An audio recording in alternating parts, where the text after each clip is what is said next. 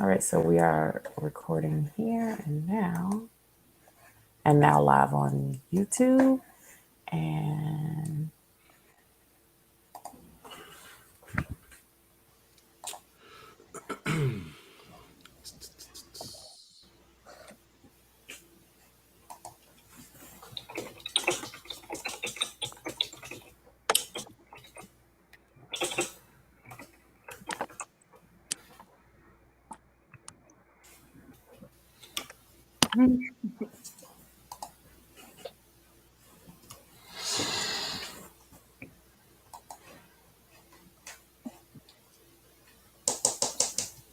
all right, and now I'm hitting live on Facebook.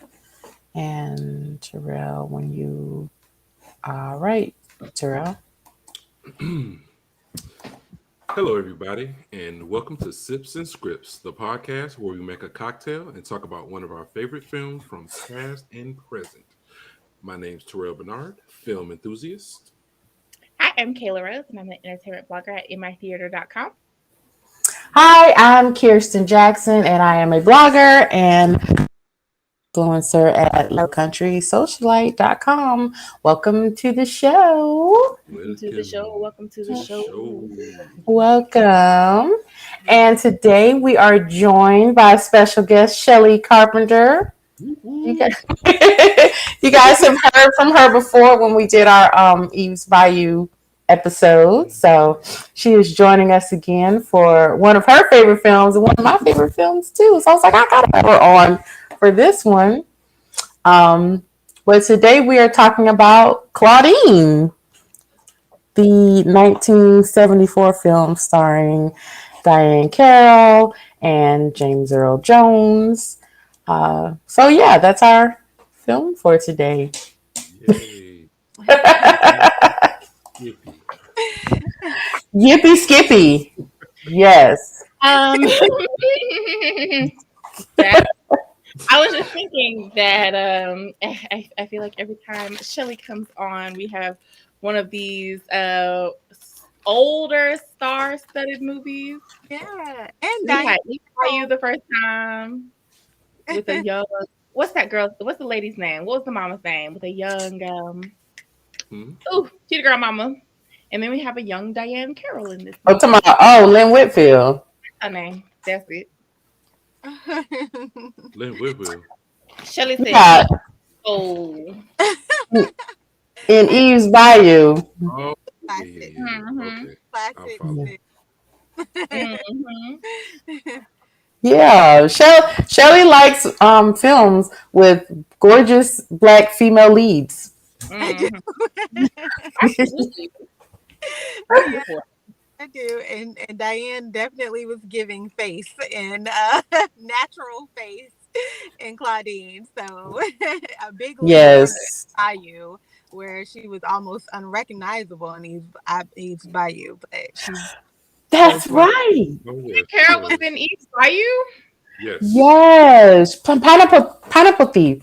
She she played the I can't remember her name, but the witch, the Witch doctor. Oh my goodness, I never realized that. that was her. So Shelly, is she just like Diahann Carroll, or she just happens to be in all your favorite movies? I don't know. It might be for her. yeah. Well, she is absolutely stunning. So, and was until death. Like she was just gorgeous all her life. What's that like? The lady is not alive. Oh, Diane. 2019 or 2020 was it? Pretty recent. Past, yeah. Yeah, it was relatively recent. So, October 4th, 2019. Oh, okay. mm-hmm. Well, is that what it was? Because I don't think I ever followed up to see like what the official cause was. It was breast cancer. Let's see. Carroll diagnosed with breast cancer in 97. Oh, okay. She died from cancer at her home in West California. Oh, bless her heart. Yep, Yeah. 84. Okay. Well, I guess let's start with talking about our personal history with the film. Terrell, we got two veterans and two newbies. So, Terrell, you want to share your history with the film? Sure. Actually, my history with the film didn't start with the film. It started with the album. For some reason, my dad had like 7 albums, and that was one of the albums. So I was put on. What? on Man, the record on. listen, bro. Where is that record? Because I will go in your house and steal it. I'm pretty sure it's still there somewhere. But Okay. let's wrap this up. oh, really? You just about to slide on over there. Man. You even knock on the door, just go in and take it. Excuse. Yes. Oh my God. So you had the record? Mm-hmm. And I was like, man, this is jamming. I was like, this. I think that's how I listen to most of my music. Like people just left stuff there. Like my brother would leave stuff there. It would just be stuff that was there, and I'd be like, I'm going to listen to this. Hey, that's a good way to be introduced to music. So, yeah. But I think I saw the movie at might have saw it at Darlene's house. Okay. Because she had all the movies. Okay, so you had seen this before. Yeah, I've seen it a couple of times. I have a love-hate relationship with this film. Well, we'll talk about it. I can imagine. And sorry Terrell, but you are outnumbered as usual. Sorry for me, I take care of my kids. Well, we have all these women voices here, so you're not going to be out voiced today, Terrell. It's okay. Oh Lord. Yeah, get a room. Anyway, Kayla, what about you? What's your history with the? Sure. I woke up at 7:30 in the morning this morning, and I watched it. And I was like, "Ooh, terrible take." So yeah, that is my history. So it's you that's going to be outnumbered today. I don't know. I think it's going to be some folks in the comments who are with me. The verdict. I need the people in the comments. I need y'all to show out today. Right. Because I'm going to need some help. I can tell. Right. Better call in the reinforcements, honey. Shelly, you want to share your history with the movie? I know this movie is one of your favorites because you've always talked about this movie. Yeah, I think I've definitely have loved this movie a long time. I honestly can't recall the first time I've ever watched it, but I know that I was quite young, maybe in my teens when I first saw it. And again, old movie, so but my mother actually was watching it, and I watched it with her, and just always, thought it was kind of a funny, quirky film, and also like it was a very interesting take on, the topic of welfare and romance in the ghetto. So I always just thought it was really unique, a unique telling of that story. But yeah, I don't, and I watched it this morning again because I haven't watched it in years, well over 15 years, I don't think. So I had to get reacquainted, and I absolutely loved the music in it, and that like made it even more nostalgic for me. Terrell, this morning watching it was like immediately knowing all the words to those songs that I probably haven't even heard in years. So yeah. They made sure Gladys Knight was prominent throughout the film. It was like, put on that Gladys Knight. In the picture, like I seen it on the thing where they said that they did most if not all the music in the show. They did. It was really good though. Yeah, it's well, my history with the film is I did not see it or even know about it until I was an adult. So yeah, but listen, I didn't really have like an expansive movie collection or like viewing in my home. You know, it was basically what we could find in Blockbuster for my mom to rent. Be like, all right, there go your movie now, go away. So. So, Terrell, you know, well, or no, we did Blockbuster, but then we started doing what A+ Video. What was the name of that place? Oh, the one A1, right off of the A+. And then A+. Then I think it turned to a pizza place. Yeah, and then you could get a video and a pizza. so that took care of our weekend, honey. but we say, Kayla. I miss Blockbuster. I was there for Blockbuster. Oh, Look, Blockbuster. You must have been in there when they were shutting it down. I'll take these to go.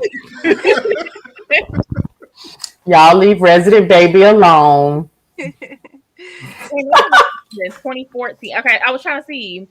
2014. Well, then 4 years later, it became the last shop in America. 2019 in Australia was the last store. Really? Wow. Oh God. Well, I listen. They closed, and they I guess my little late fees closed with them. So that's right. But you know they make the comeback, so hopefully well, don't reboot them books because I ain't got no money. So not reboot the books. Don't reboot the books. Like Y'all, you ain't been paying. You owe Blockbuster for years. Y'all, no late payments. I wish I might get a collection call from Blockbuster. Like, I mean, who? You know who this is? Yeah, that American Gangster DVD. You ain't slick. But no, why you tripping? I still have the Family Circus Valentine's special. Stop playing. VHS. Oh, it's somewhere at Mama's house. Oh, yeah, I watch that joint all the time. But Blockbuster, if you listening, I slipped it in the return bin. If y'all got it. Yeah, so but that is my history with the film. But I did not watch it until I was an adult, and I hosted a watch party with a friend of mine, and we had some folks watch the film, and we did like some commentary and some trivia during it, and it was a lot of fun. And after that, I rewatched it several times because I just loved it. And that film is such a vibe, but we'll get into it. But first, was somebody about to say something? Yeah, I was gonna be like, why do y'all think this movie is so hard to find? It's like real suppressed. It's nowhere. Like you can't even be like, I think I want to find it somewhere. It's like, nope, you can't find it nowhere. You ain't got the original VHS or whatever. Like, just can't find it. It's crazy. I was gonna say Kirsten will probably go into it, but I don't know that this movie was widely known because no one in my household had heard about it. And I looked on YouTube to see if people were doing like reviews and stuff, and I found like 4 videos. So I'm like, I wonder if this just wasn't something that was widely like known about, or is it just so old that like people don't, and it's not one that they rewatch a lot. It's not like one of the heavy hitter movies. Yeah. I mean, it was like 1974. That's old. Listen, it's the shade for me. That's I just think in movie terms, that's old. Like that's a really old movie, and not in people terms. My parents were born in 1970 something, so I'm just saying that like we're gonna stop all this. I don't usually watch movies like that that aren't super popular when they come out for years and years and years later. She said my parents were born in the 70s. That's all I've stopped listening after that. Yeah. But I do think that I really feel like it's probably the topic that they cover in the film, because they definitely have stars that were stars then and are literally stars like to this day. Yeah. You know, James Earl Jones and what's his name? Hilton something. The oldest son in the film. But Joe Jackson. Joe Jackson. Oh, see, I wouldn't even. Yeah, but I think that I think it's just like it probably isn't one of their best films, you know. So what people would consider is it's more of a nostalgic film for probably Black people and Black people who love old Black films. Yeah. But I love older movies that people probably have never heard of. So I don't know if it's, and I know that there's people out there who love films like of this nature, but it's just not. It's not like the typical romance. Yeah. So Yeah. I think that Oh my gosh, I know who this woman is. Chip who? Fields. Who? Chip Fields from Good. Is it from Good Times? No, never mind. You talking about Kim Phil's mama? I don't know. Yeah, Chip Fields is Kim Fields' mama. But Yeah, I know her. I know her.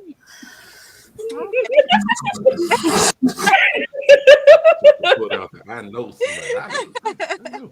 Hey, there it is, Kayla.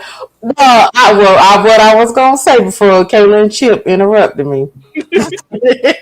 No, but I think that this film kind of lands right in the middle of like those Black exploitation films, but then also just like typical Black cinema back then. So I feel like it's like the upper crust of like Black exploitation films, and it has that kind of vibe. I mean, obviously it has a '70s look to it because it was filmed in the '70s, but like it has a vibe and like look of like those Black exploitation films, and a lot of those films. And I'm not a film historian, but I feel like they weren't regarded the same way as like other films. Like they have this feel like they're all in this vault, and you have to go search for them and look and find them and watch them with different medias. Like that. Does that make sense?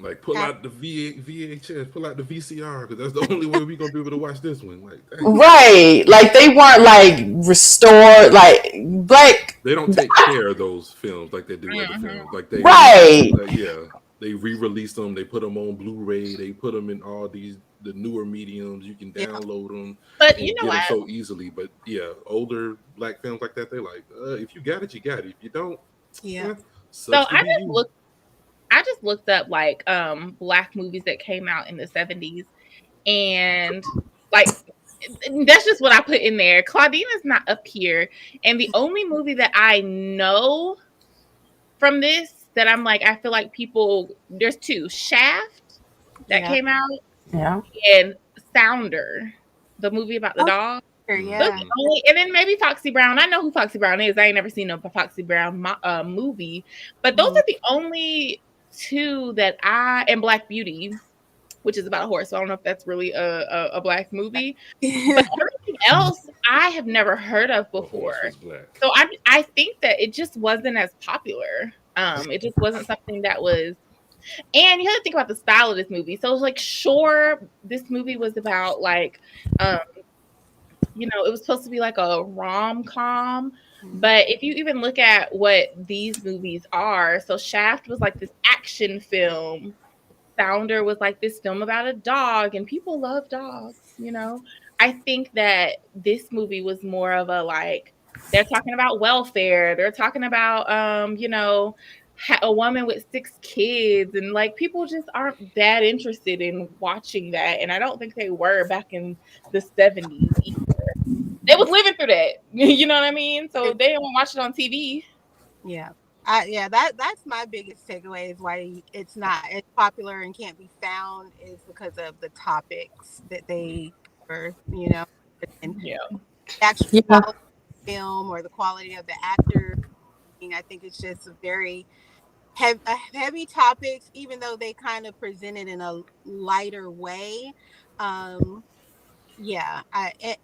perhaps people can't see Diahann Carroll on real. Right. No. Yeah. She there's kind of that dynamic as well, but she played this role really well to me. I've not seen her in anything I enjoy, but that's just so. Yeah. Tori, were you about to say something? No, I was about to say, I just knew it was Diahann Carroll. I was like, I don't believe you is struggling out here. I just you don't put struggle. There wasn't no struggle on your face. I ain't see the. Sometimes you see the struggle. You be like, yeah, they've been struggling. But Diahann Carroll, I was like, you having a hard time, but you ain't struggling.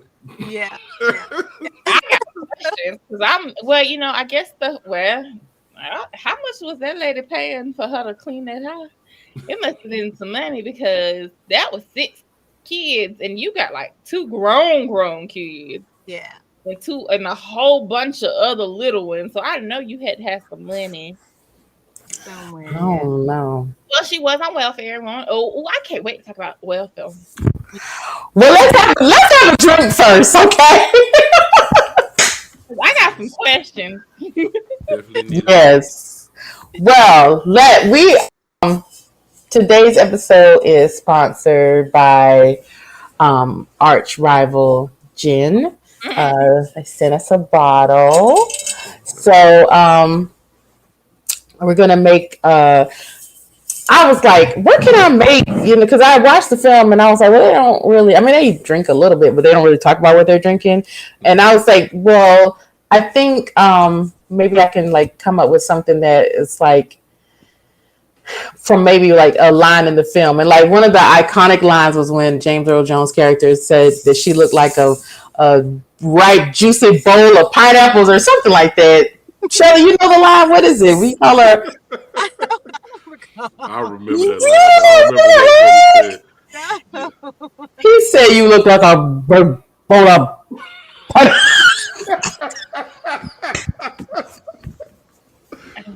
So maybe he talked in this whole film. James Earl Jones was wild. It was wild. Like, you look like a big bowl of juicy pineapple. Right? When she first went to the house, right? Not your panties? when he was getting that trash and he was like, okay, yeah. Okay. When they first met, okay. Yeah. He was in the beginning. Not given. What is that boy name off of Medea when he was the trash man on oh God, what's his name? He played on not NCIS, the other show. Shamar. Oh, you talking about Malcolm? Oh yes, God, with that horrible wig. Shamar Moore. Shamar Moore, yes. He was not giving Shamar for me. Good. Well, we are gonna make a pineapple and gin martini. So we are going to fill our shaker with some ice. I think that's enough. And use half an ounce of lime juice in our shaker. Once again, I'm not using fresh because look, convenience, baby. So half an ounce of lime juice and a teaspoon of honey. So we're just gonna plop that on in there. And That's a pour, because that's like a teaspoon of honey. No, I did not measure it, but look, have you ever tried to work with honey? It does not cooperate. Yeah. Not cooperate. So they did the same thing. Mm-hmm. So we give some an ounce and a half of pineapple juice and plop that in there, and an ounce and a half of our tribal gin.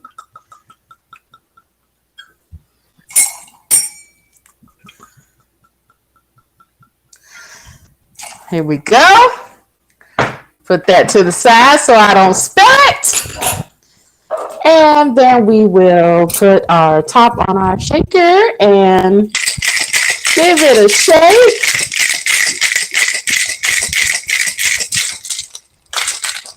Take a bit more to get that honey in there. There we go.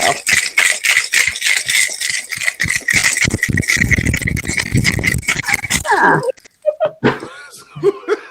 Oh my gosh, I really wish we could have seen that. What? That shake that you just did. You didn't see it? No. What happened? You might have hit the button. Invisible. Am I still invisible?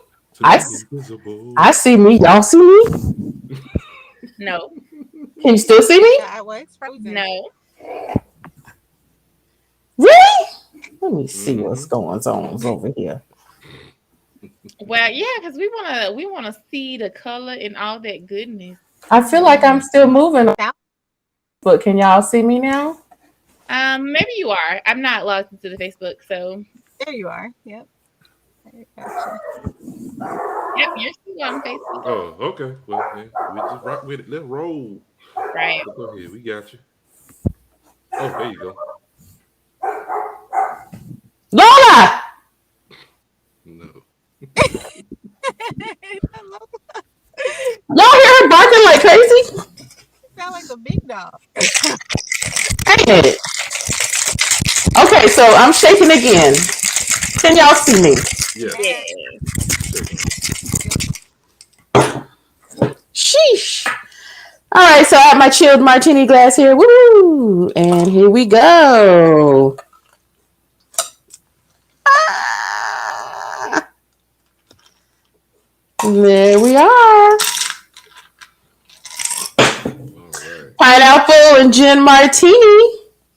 And as always, they make me take a sip because they're like, I don't know about why they think I would be like, yeah, it's perfect, and then don't drink it. Have I ever had a drink in front of me that I didn't finish? No, but I might finish it for you if you don't. That is very, very good. So We love to see it. once again, thank you, our Carpenter. So let's take a thumbnail. Everybody smile pretty. Oh, okay. Hold on, let me get my stuff together. Woo! All right, got it. So moving on to the film. Yeah. All right, let me give a little technical summary here. So, production for this film began in August 1970. It was released in 1974. The location was Harlem area called Sugar Hill. Originally, an actress named Diana Sands was originally cast as Claudine, but she died. And she recommended her best friend, Diahann Carroll, and insisted that she take the role in her place. So the film, I'm getting like competing things on what the film made. I read 3 million and then I read 6 million. But either way, it was against a budget of 1.1 million. So it was not a big hit, but a modest hit for that time period. Did it come out in theater? Huh? Did it come out in theaters or was it DVD? No, it was in theaters. Yes. I'm asking genuine questions. The disrespect. I don't know. Did some movies still went from like? Every movie didn't come through the movie theater back then, neither did it, or did it? Or I That think was the only way to get a movie. But they had VHSs, right? In 73. Kayla, did you say first you said DVD and I heard you. I did, but I corrected myself and leave me alone. Anywho, I feel like maybe listen, I wasn't there in the 70s. I know Kayla thinks I was, but I wasn't. I I feel like there might have been a thing where like like movies were made for smaller audiences more than now. So probably it did go to theaters, but like limited release or something like that, where it's like in smaller black theaters or something. I don't know. VHSs came out in in Japan in 1976, but in the United States in mid 1977. And ain't no black person had them. I believe that. I was about to say, yeah. They wasn't like, man, gotta go get that technology, y'all. Because it took forever for people in the 80s to get VCRs. The average cost was $1,000. That is wild to me. Wow, that is crazy for a V system. Yeah, I mean, but it's just funny how technology just updates and evolves. Because I mean, the first computer was as big as my house, so. Yeah, trying to low key stunt. I see you.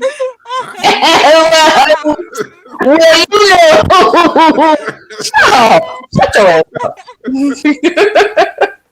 Anyway, so Claudine is a 1974 American romantic comedy drama film. Really? That's what you're gonna say? I have to put emphasis on the American because y'all be trying to take that away from me. Who is trying to take it? Yeah, almost every film we're gonna review is American. We American. No, but when I say this is an American film, y'all know it's not. It's African American. It is an African American film. We not gonna go into this battle again because I know what she's talking about. American film. When people be talking about American films in like American family movies and stuff like that, they don't typically be talking about us. That's all. Exactly. There is a big divide, which it shouldn't be because we're all American. It shouldn't be. So our story should be just as American as anybody else's. So you're gonna break down this barrier all by yourself, huh? Yes. It's a hill I'm gonna die on. I Thank you, Shells. So yes, American romantic comedy drama film, all of them things. Produced by Third World Cinema, distributed by 20th Century Fox. It stars, which we already talked about, James Earl Jones and Lawrence Hilton-Jacobs. Claudine was written by Lester Pine and Tina Pine, directed by John Barry. Was released in April of 1974. And it was praised for showing a new dimension in Black cinema during the height of Blaxploitation. So, yeah, I think this was not just, it was just a new kind of film, a new kind of Blaxploitation film. Like, it wasn't like, she didn't come in like, Claudine's here. I'm like, bang, like, you know how Blaxploitation films do. Damn, Blaxploitation films can get real ridiculous. So, but yeah, so let's talk about it. Let's talk about the opening scene, or one of the opening scenes, like bus, and the ladies are like, "You need to get your vitamin F or something like that." I ain't gonna lie to you. I was like, vitamin F. Vitamin F. What the hell is vitamin F? Because it should have been vitamin D. Okay. Hey, you know, whatever you into, I guess. I don't know. Well, if I'm assuming correctly what vitamin F is, I'm like, y'all was nasty up in the 70s because why y'all wasn't using the nice clean words that we use in the 2000s? What are those words? We be using the D word, and there's a clean version. I feel like the D word is a little cleaner than the F word. Yeah, I agree. Yeah, because no, what were you about to say, Shelly? Oh, I was just gonna. It's a really cute, opening scene and like a cute introduction to Claudine, and like the stress of like she's focused on getting to work on time and all these other things, and like these women, I don't know if they're friends or just like the neighborhood, gossips or whatever, but they're kind of encouraging her to let her hair down a little bit, and she's like, y'all like bills to pay, kids to feed. And so I thought it was a cute little fun dynamic between how a lot of single moms actually are versus people might want them to be or think they are. They like, okay, why are you out here being a freak, a leak, and you just like, why are you so serious? And she's like, I got 6 kids. And they like kids. Yeah, that's a lot of kids, bro. 6 kids is a lot. I don't care what nobody say. Everybody, 6 kids. Kids. I'm not gonna say yay. I'm getting rid of half of them. Half of y'all got to go. Where they going? I don't know. I don't care where they go. They got to get around me.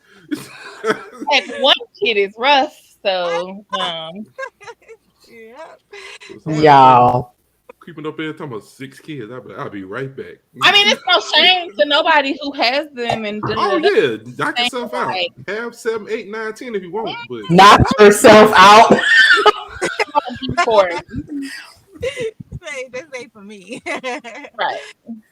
Well, okay. Well, yeah, she had a gang of kids. But you had a team of kids. Okay. Yeah, she's a team. But okay. So when she meets Rupert, right? Do y'all think that she was turned on by him telling her boss off? Yes. Yeah. And I still wasn't enough to top me out my panties, but okay. Yeah. Because she went like running behind the truck, and I was like, "Oh, this is real, girl." Real. And I'm surprised you didn't get fired because that man just told your boss off, and you running after him, looking stupid. I was just trying to tell him he can't talk to you like that. Yeah, like, and don't you do it? Gonna stand for this disrespect. And he probably was like, "That's a damn good worker." Meet me at my house. I can tell you how you not gonna talk about my boss like that. I'm gonna tell you so. You're gonna learn today. Oh yeah, she went running after that truck. Yeah, damn good employee. Get this woman a raise. Like the lady talking about something. Guess who just walked in here 15 minutes later? Girl, do you want me to clean your house or no? I'm gonna say, do you need to work or nah? Let me know so I can hop back on the bus. Why can't be 13 minutes late? Right. This ain't no short ride. I can't ride the bus. You tripping. Yeah. But I think that she was feeling him, and I kind of get the sense like the storyline is wanting us to believe that they'd interacted before in some capacity, flirted before, and he just finally building up the courage to actually ask her on a date. But I think she was gonna holler at him eventually, but it just wasn't her day, She's like, I'm tired. He was late to work and are trying to hold me up, but yeah, would have hollered at him eventually. It was like a split second where she was checking him out and he didn't see her. Like when she first got in, like she might have been 14 minutes late if she ain't stopped to check out the garbage man. Not 14 minutes. Yeah, instead of 15, she might have been just 14 minutes late. Well, but let's move on to and see all them kids. Did y'all see the look on his face? He acted that so well. He conveyed that so well because he was like, "What did I get myself into?" Would have turned around on both my heels and got on. Started like that hat when it came off my head, I would have spent really back in my car. What was crazy? Back to my place. What was crazy for me was just like how disrespectful each and every one of those kids was. Those kids were shitty. Those were some shitty kids. I could have sworn back in the day it was like I wish you would, but I guess she was really outnumbered by them kids. You think? Real bad. She was outnumbered. She was outnumbered real bad, but like damn, these kids are trash. And but then I was like, well, they probably just like that because they all cooped up and stuff. But then they was like, she's in a 4-bedroom apartment, and I was like, that's still cooped up, but Yeah. I was like, that's not as cooped up as I thought. Like these kids are shitty.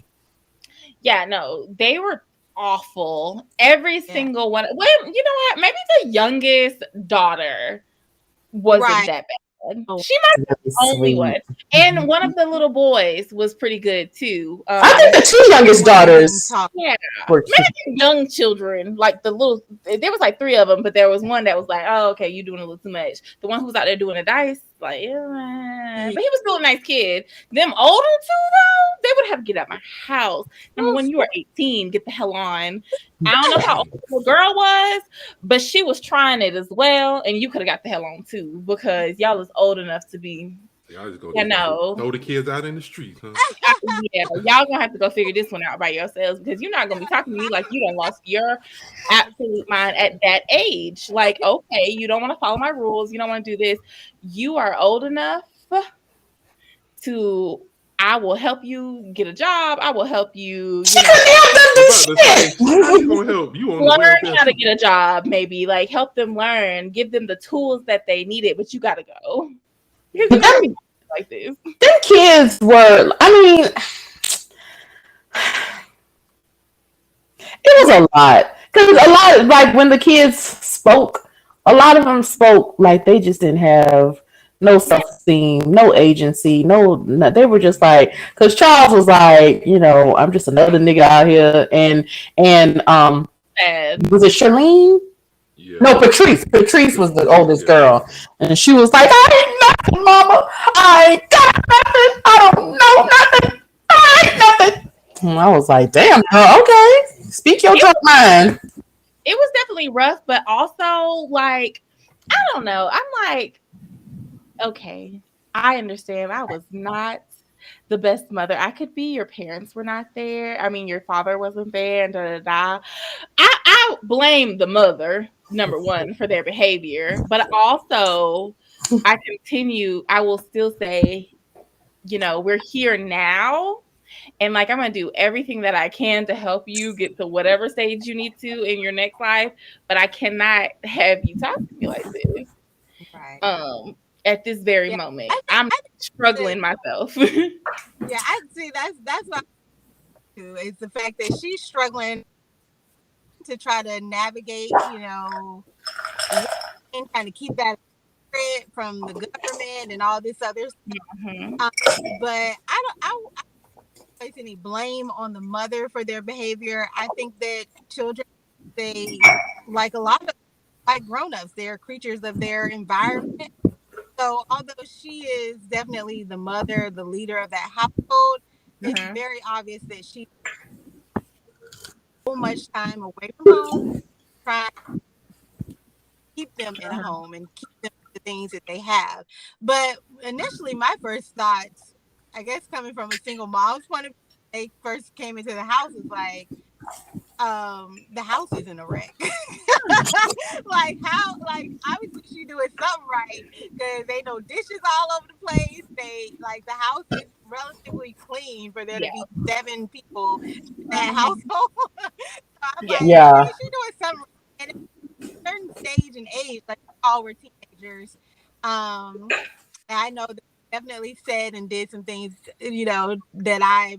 Looking back, I'm like, somebody should have knocked my teeth out my mouth. Like, how dare I to say that? But I definitely agree. Like when he first came in, I thought that was very unique. Like their interaction with him, like they were very rude towards him, but me also thinking like they're growing up in a different environment than possibly I grew up or that even my family is growing up in, where we have like this Southern respectability thing that I don't think in a lot of inner city. Yeah, like in the inner city, like you're pretty much taught like out the womb, like you got to be a little bit tough, a little bit stronger. Everything has to be a little bit more forceful. Whereas for us in the South, we kind of are on this, you catch more flies with honey. So we got, different, and even our children have a different approach to how they interact with people. So that was my takeaway, that yeah, they were definitely rude, but more so not because they seemed very calm, very, even in the toughest of situations when she could have and probably should have been yelling at the top of her lungs, she was still very gentle with them. For that time period, I feel like she was like using gentle parenting, as we call it now. Yeah. But that, yeah, I was just like, dang, why are they so mean to him? He just the door. But then I started to figure out, as the story progresses, how it was more of a protection of her and their family as a whole, is how I think overall. So. I agree with you. She was definitely softer, because to me, all them kids yelling at me at once, I'd have been like, all right, I'm going to my room. Everybody's but I will say the kids were upset because, like she said, she had been through 2 marriages.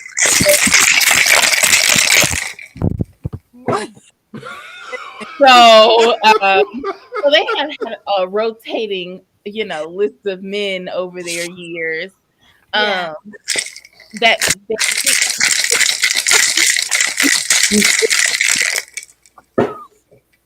I think you gotta put it on mute. But for why? Why is this happening? I don't understand.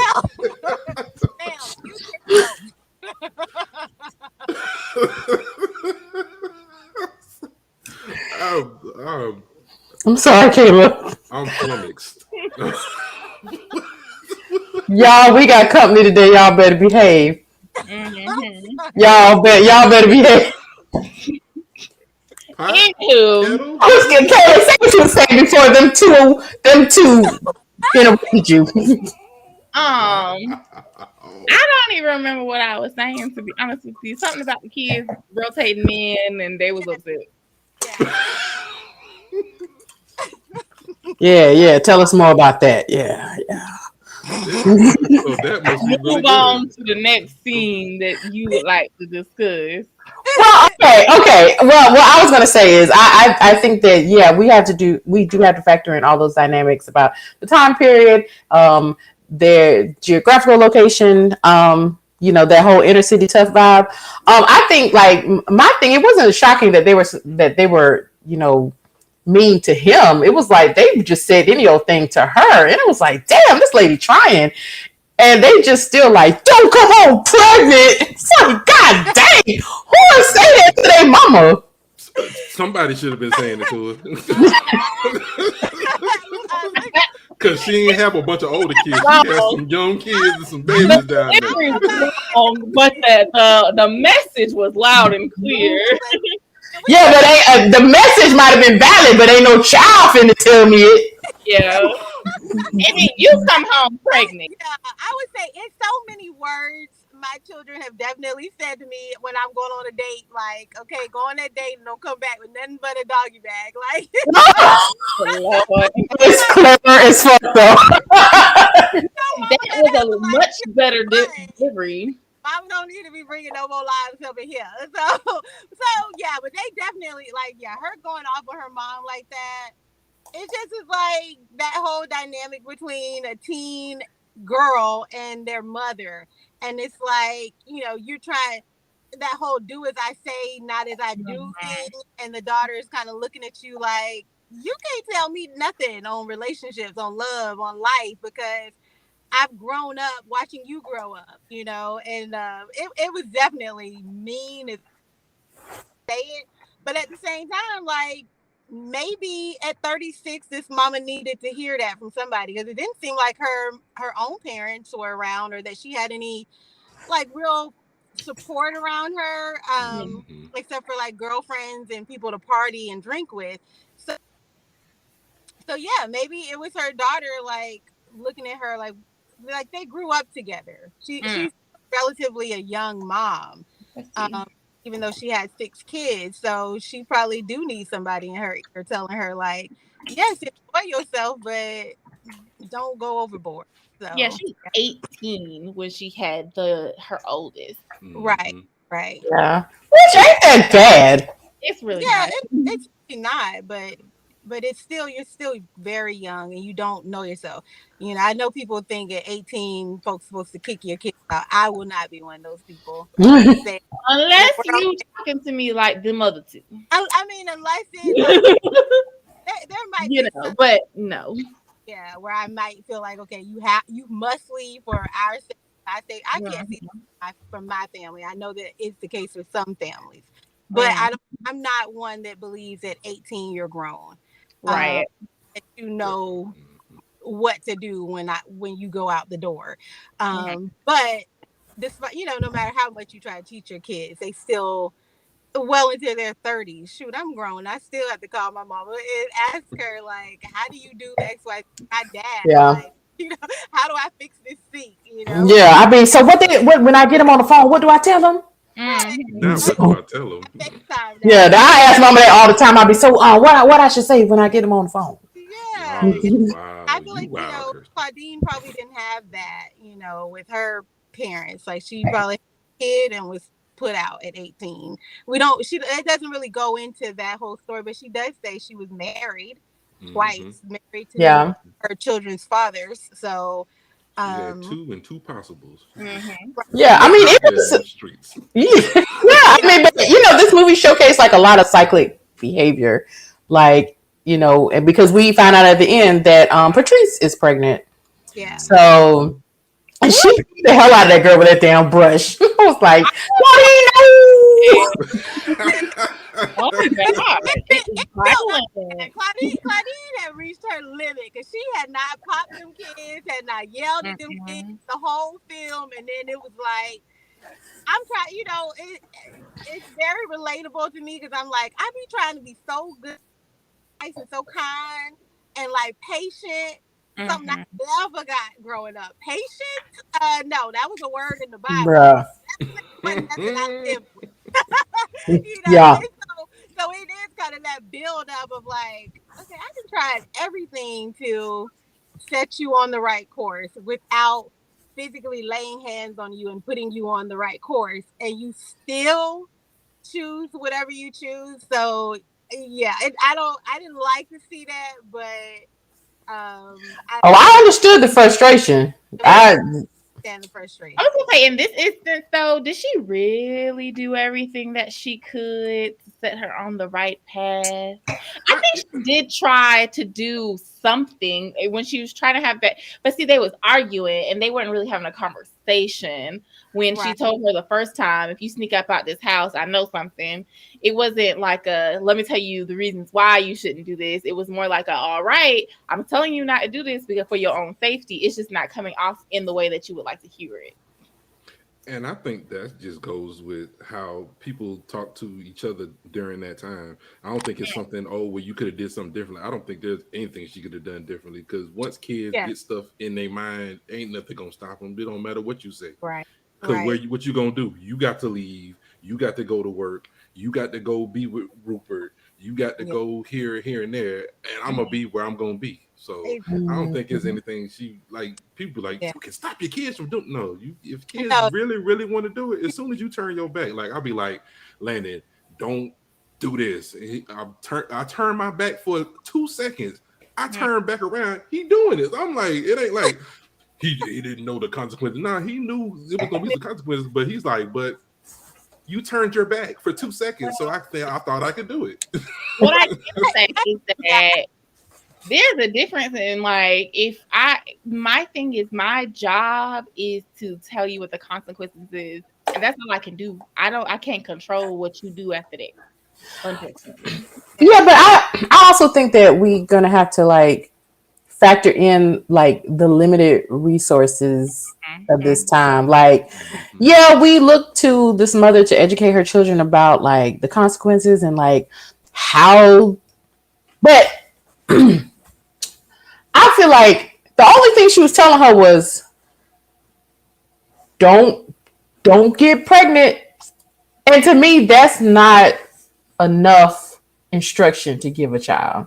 Because one, you're not telling them how to get pregnant, how to handle like sexual advances, how to like stop and think like it, because there's like a lot of layers to sex and pregnancy and all that stuff. And if you only telling a child don't get pregnant, you're really not telling them nothing, because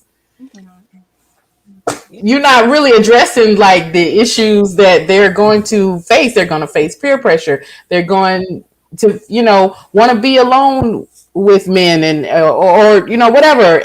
And but there's limited resources. So if she's like, well, if you're going to have sex, she could have said, if you're going to have sex, wear a condom. But hell, where was they going to get condoms from? Yeah. Yeah, exactly. Do you know what time of the year this was? Because it almost sounded to me like that those older kids didn't really go to school. I don't know if this was the summer, but when she started saying like, I don't know nothing, I don't do nothing, I was like, were they in school at all? Or Yeah, they went to school. Yeah, I think it was like set in the summer, because it was kind of, they were dating a few months and then it led up to Father's Day, which is in the summer. Yeah. But also, she was saying that it was more this guy Abdul that she's dating is like telling her that there's a great bigger world out here that we're not experiencing in the hood. We're not experiencing our ghetto upbringing. Yeah. And so I think that's where she was coming from. Is more like, I'm in this space with people who are experiencing life in a different way than I am, and all I know is basically helping you raise my siblings. So they seem very well spoken to me, even though they were spirited in a sense. Like, they all definitely seem like they had, the ability to think and process things, clearly, but it's just really experienced any like travel, different foods. I guess the whole revolutionary thing was making its way into Harlem, and so it was just a different way of seeing the world. And I think that her mother's like, I don't know the things that other people know and experience in the world, and because we're in these constraints of this household, and me as the oldest daughter is essentially a second mother in the household. It was definitely giving she was dating Hotopery around there. Because when she started listing off, Black men have made great contributions to society. Frederick Douglass, and I was like, but I felt like she was regurgitating like what Abdullah had done told her. Yeah. Right. And that he was probably telling her, and she probably was believing that he's going to be one of the greats, because he's doing something different than what the other Black men are doing. He's not out selling drugs, not out being pimp, or they use the word stud a lot, where they did. Yeah, stud is pretty much like a man who procreates throughout the community. And so, so she's like, he's not out there doing those things. And so he is one of the greats, I guess, or gonna be one of the greats in her mind. But yeah. Well, yeah, I and you brought up a good point, Shelly. They were very well spoken children, and had enough cognitive reasoning to where they knew that they didn't know shit. And and I think, like, even though it is such a negative view of yourself, like, it was a very profound inner thought, like, to recognize that I don't know anything. And then, like, even Charles, like, I think he was just an angry teenager, and these what was the name of the group? Was he with the Black Panthers or who was he with? I know it was Harlem, so maybe, Yeah, but it could. Yeah, they never said exactly Yeah, they what. didn't say what group it was. Yeah. Mm-hmm. yeah, I don't I know. was wondering the same thing. yeah. I know it was a little counterintuitive to go jump to the ending. But that was the worst ending of a movie I'd ever seen in my I life. thought it was so cute. What was so cute about that? That movie, and it was stupid. That was so chaotic and tragic. And just not well thought out to me because like yes they talked about like the black man and like revolution but to say like this big moment like she's having a wedding all of a sudden and now all of a sudden we're seeing that him being a part of this revolutionary thing and I was just like this is just a strange time to actually plug this into the movie. Like if we were going to do this it should have been like in between the movie. So what is the guy's name? Rufus Rupert. Rupert, Ruford. You know how Ruford talked to Rupert. the kind of the older maybe a middle child, and when he was doing the dice and stuff and he was trying to tell him you're very smart da da da da da. I feel like that would have been well served in that sense of like maybe he finds out that he's getting in trouble and stuff like that and he talks to him, and I mean like I know he got him out of jail and stuff like that, but that ending just that was misplaced to me. I didn't like it. Well, I just felt like the wedding was just indicative of how Claudine's life was. Like even when she has this grand moment of happiness, there's still gonna be some chaos. Like Claudine just can't catch a break. Yeah. I And think you so out my mouth. That's what I was gonna say is that this is what Rupert is kind of what they're agreeing to commit to each other too. Like that our life is not gonna be perfect, that I got these rambunctious boys and that even on our wedding day, like he's like, okay, well you mine and they mine. And we gonna be tussling with these police officers together. yeah. Back of the paddy wagon together.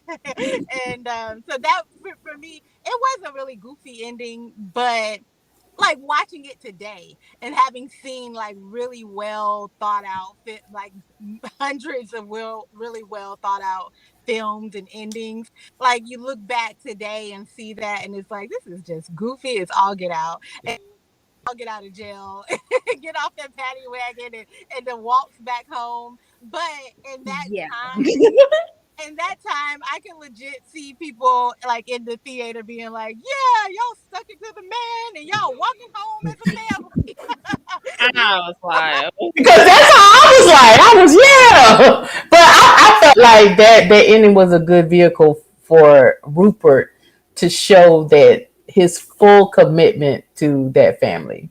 Cause and this brings me to another point that I want to bring up in a little bit. But like at the end, like he was taking them police and shoving them and like you ain't gonna hurt this boy and blocking them and stuff. And I was like, that was like a really good opportunity for him to show his full commitment to this family. Especially because he dropped the ball so badly just a few minutes ago. So yes, and I felt like maybe in a typical fashion, like in a regular like rom-com kind of thing, the ending would have been them kissing the bride and then the credits roll and the kids are like, "Yay, mom!" But that wasn't her life. Her life was chaotic, and I felt like the movie ended. Yeah. That scene was just like how her life was because it's like every chance she got a happiness, them kids came in and fucked it up.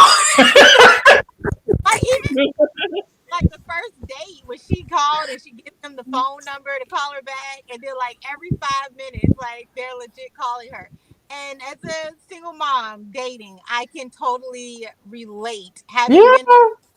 well over a year-long relationship now, I still can relate into and my partner like looking at me like, you're stressed out and you know and he's like, but you have to be in two places at one time. You Yeah. try to still be connected as much as you possibly can.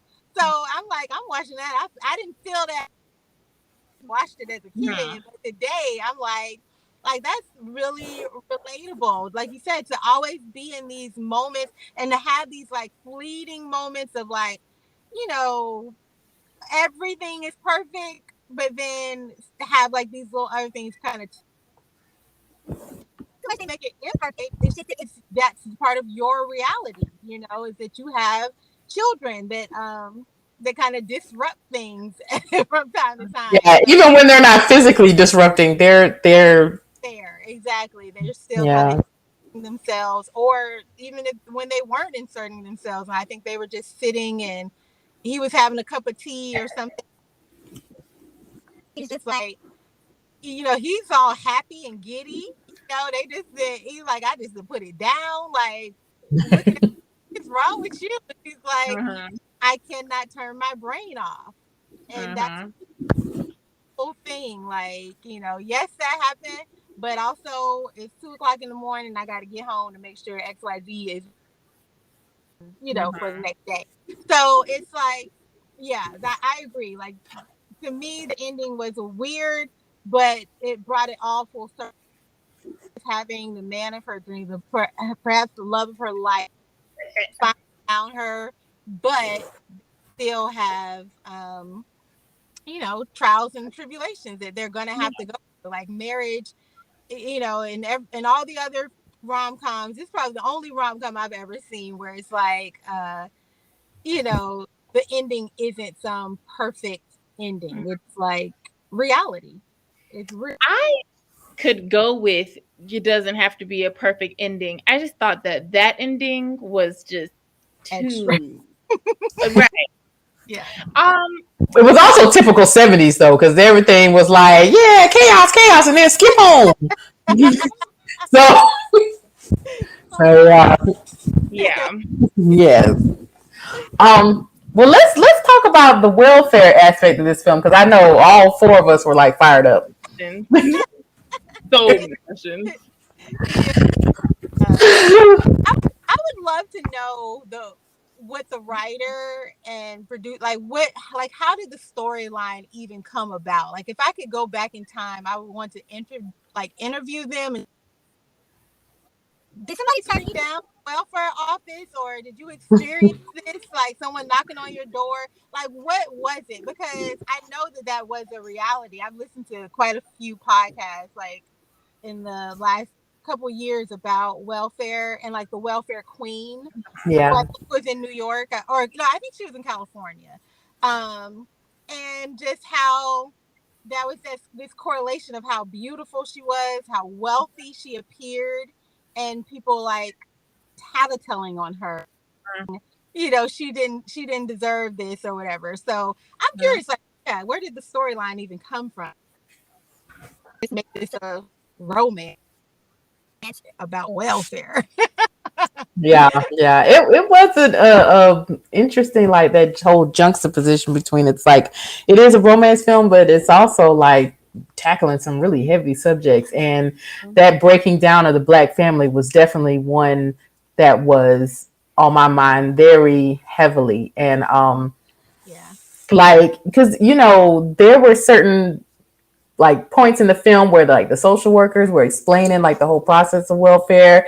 And even though like today, the whole welfare and case management process is not that invasive, but it's still, you still have a lot of boxes to check and hoops to jump through when it comes to like being approved for welfare today. But back then, like, I mean, she was hiding the damn TV and hiding the iron, and like it was just and hiding the man. Like, that was so odd to me that and it, but I guess like he finally eventually gets to that point where he says in the welfare office, like, so basically your goal is to keep the man out the household so that you can also keep these women in this box of and completely dependent. Yeah. Yes.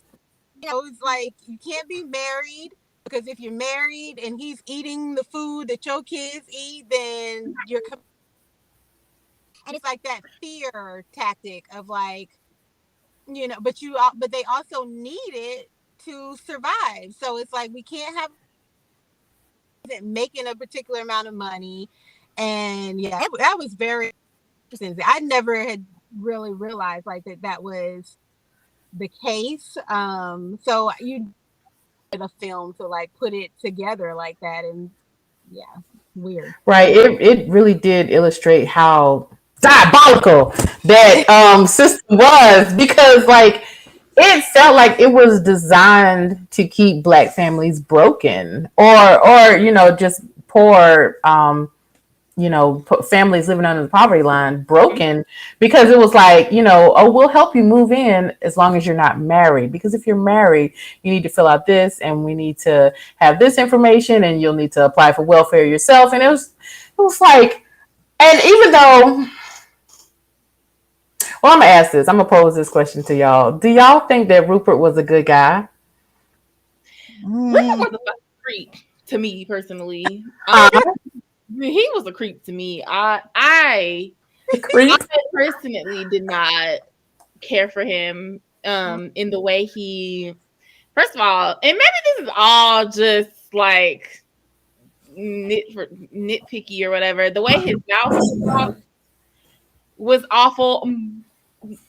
I was like, what the fuck are you doing? But then also like the way he talked to her was like, I was definitely like, ew, why are you saying these things to me? Like the way he talked to her was just very not the way I would want someone who liked me or loved me talk. Like it was almost like she was just like, ew. It was slimy. Maybe that's the word that I'm looking for to me. But also I just think that I think he wanted her to put herself first versus like really wanting to be a family guy. Like, did he step in a couple times to talk to the kids? Yes. But it seemed like even like in the beginning, it was all about him and her and da da da. And it wasn't necessarily like okay, I'm gonna help out around the house and I'm gonna do this and XYZ. It was more of like I want you.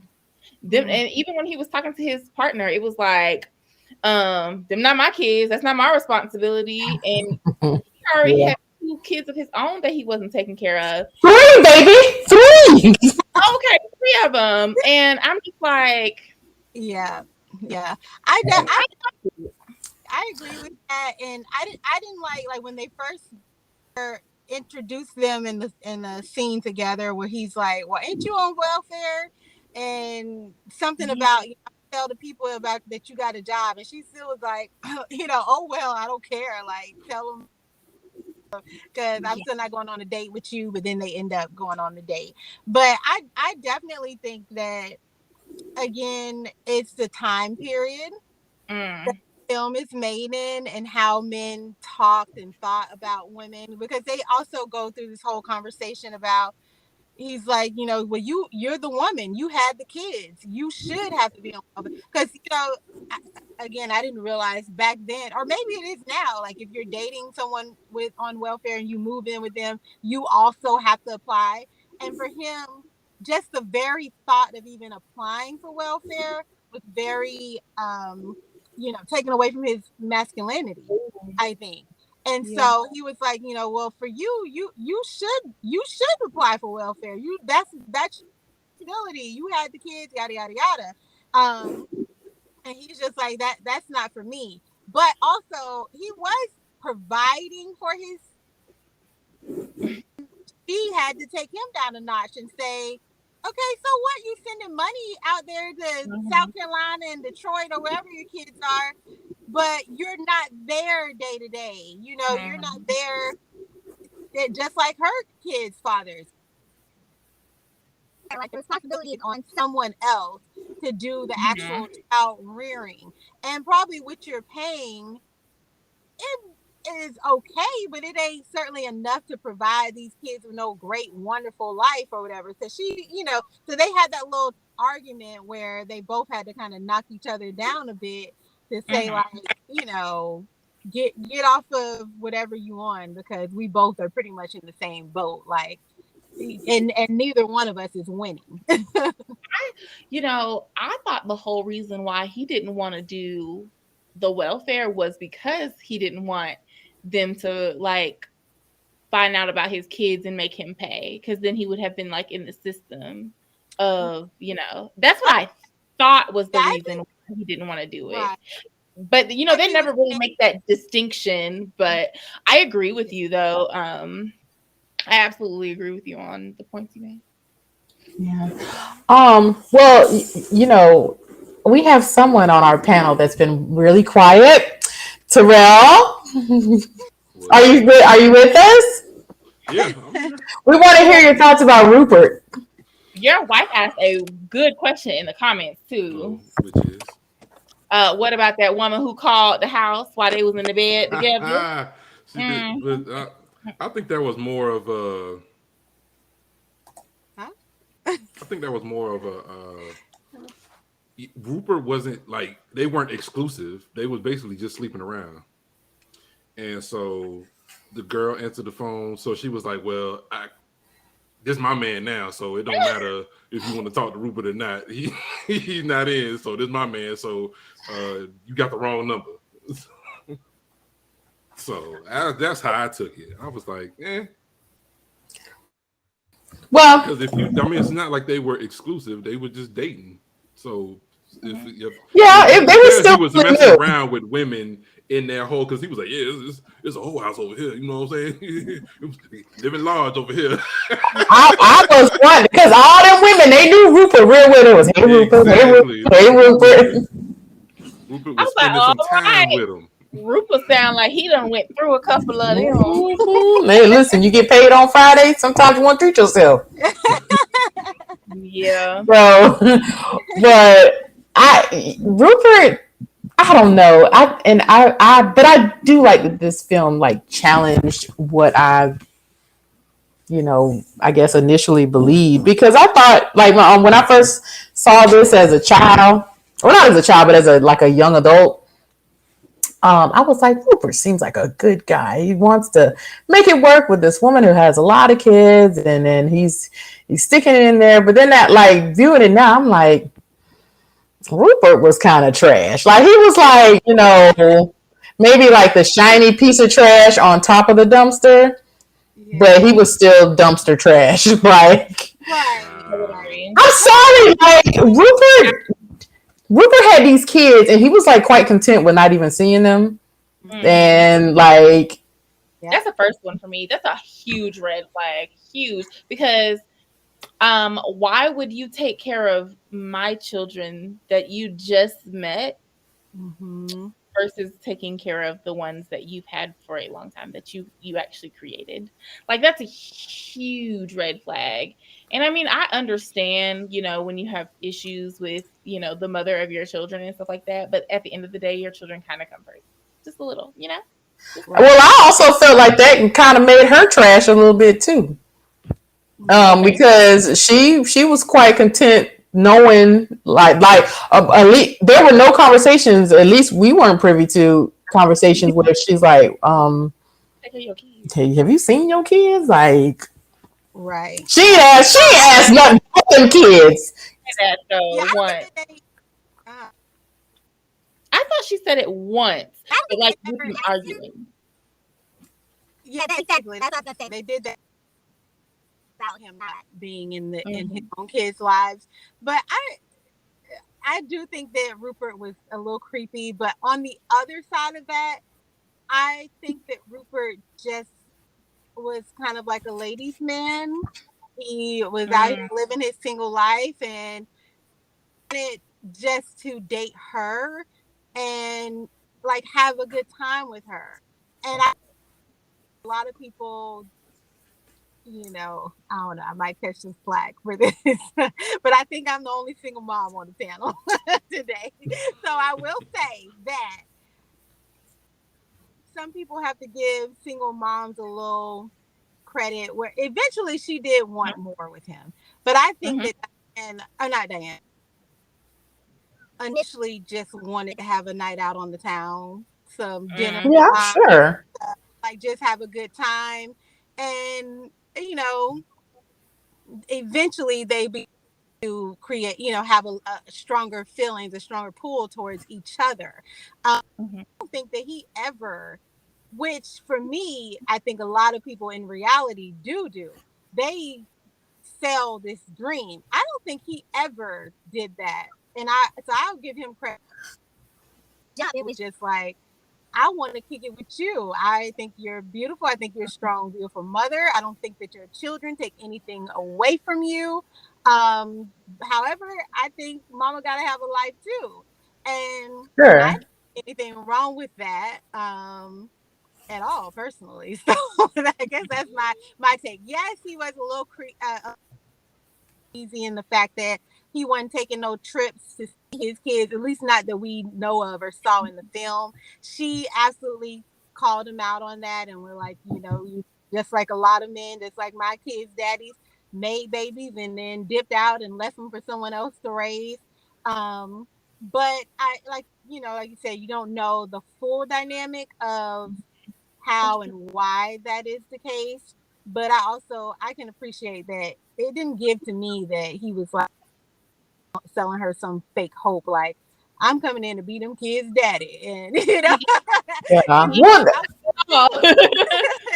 And you know, they both in the beginning laid out their expectations, and it was like, you know, they just wanted to, and she was like, I'm okay with it just being a casual thing, but you know, as the movie progressed, their relationship progressed, and they both wanted more from each other. I just feel like I don't know, like and maybe I'm just thinking about my own personal feelings, but like any man that I've ever been like remotely attracted to, if I find out that he's a guy that does not spend time with his children, or if he has children, I'm not attracted to him anymore. And honestly, and I'm gonna go ahead and give Claudine the benefit of the doubt. Claudine has 6 kids. Maybe she ain't had time to worry about somebody else's children. Fine. Fine. Yeah, that's true. but I know for me, who does not have like that life, you know, like, you know, because my sweetie, he has a child from a previous relationship, and I mean, I ask him about his son all the time, and I try to, and he doesn't even need to be encouraged to be an active participant in his child's life. He already does that. So he doesn't need me for that. But if he didn't, I don't feel I would feel the same way about him. And you would have to question it. Yeah. So I do want, that's another part, I guess, if I could go back and interview them, I'd be like, why didn't the kids come up to visit him? Why they weren't at the party for Father's Day? Yeah, and it just seemed like he just was quite content with that type of relationship. And I will also give him the benefit of the doubt and be like, you know, if maybe the moms didn't let him see his kids, or maybe we don't know. That's some behind the scenes stuff that we just didn't have access to. They did talk about the financial support of it all. And for him, like that's also an annoyance, is when you think that the financial support is all that is necessary. But was paying so much, and then he got the little letter for $60 more, which I guess probably was back then. That was a lot. I mean, they got 20-cent ice cream. Like equate to a couple in today's money, but you know, he was like, yeah, I'm already paying them, and now I got to come up with more, like it's gonna, yeah. So, but yeah, it just was, it isn't enough to give financial support. Yeah, but I did feel like, you know, like I said earlier, it did feel like that whole welfare system was designed to keep Black families broken, because it felt like all of this started coming as soon as his name got in the system. Like, that's when he started getting, you know, the garnishments and the child support stuff. And it was like, I could understand not wanting to get married and not wanting to do all that stuff if things change like that. Like loving this woman like financially ruined him. Whoopsies. like the little caseworker tried to play them and be like, it's immoral to have you over here, laid up with her and the kids, and the government not know. But if the government know and you file for welfare, then it's not immoral whether you get married or not. So he's just like, what are you saying? Like, so the whole system was just, I think it was really a film about showing how jacked up the system is. Yeah, and it was definitely jacked up. You can't win. She talks about if she's out working, then she's frauding the system. If she's at home just being a homemaker, then she's lazy and a fraud, and and still frauding the system. So it's like there's no winning once you're in that situation. And perhaps household could improve their situation slightly. But it depends on what man and what kind of man. Because some people got any kind of man up in there. and it really is accidental. He contributed nothing and whatever. So she actually, who really seemed like he did not mind doting on the kids at all once he made that decision to move in that direction. That it did showcase, like, we hear it all the time, especially when we talk about like foster kids, but it's like once you enter that system, you are perpetually in that cycle, and it just doesn't get better. Like, how do we create systems that actually support people and empower them, and it like encourage them to do better and to be better, like when it feels like these systems are broken and designed to keep them always in constant need of the system. So, well, I think I do wish that this movie would have given a little more spotlight or a little more information about Charles and that vasectomy. Okay. So random. I want to hear from you. You have been quiet. Yeah, I feel like you playing it real safe. You're letting the ladies just take over. No, y'all talking. I'm just listening. Y'all going. I'm just here. Terrell, where were you with the vasectomy scene? I thought it was kind of messed up how he did go get that vasectomy, and the doctor actually gave him a vasectomy without any kind of I'm pretty sure once that was done during that day, it wasn't we can reverse it. Like, I'm pretty sure it was a wrap for him. But I thought that was kind of on his part not a wise choice. I see why he did it, because he saw what was going on around him and was like, I don't want this type of chaos in my life. So I just couldn't understand what kind of doctor would like ethically give an 18-year-old a vasectomy. Like, exactly, yeah. And then I felt like a lot of stuff like that was just dumb. I don't know, like some racist doctor did it with glee and probably thought he was doing a favor to the Black community. Because then I was like, because that end scene, right? And I do want to get back to that vasectomy talk, but the end scene where the police were helping the kids get into the paddy wagon, I was like, they probably filled with glee. That's so strange to me. Again, so strange. Because the police were like, come on, when they're giving helping hands, helping them up. I was like, they enjoying that too much. Like, this police work is too easy. They just jump right in the paddy wagon with it. Come on, children. I did not. Go down to Central Booking. Yes. Fingerprinted up. Get you on your way. The work Central Booking. But with the vasectomy too, I feel like it was very odd at 18, but I'm not really that bothered by it. Like, the sense of if he made the decision that he never wants to have kids, I think we should normalize that for all people. Vasectomies are reversible. I'm pretty Yeah. sure it wasn't reversible during 1975. I don't know. I don't know. I don't know either, but yeah, I know. I know they are now, but yeah, I think because I read recently an article where a guy at like 20 he decided, and he's like in his 60s or 70s now, and they were asking did he regret it, and he's like no, he knew that he did not want to contribute. His approach was more so from the environmental standpoint, though, that Oh, he wow.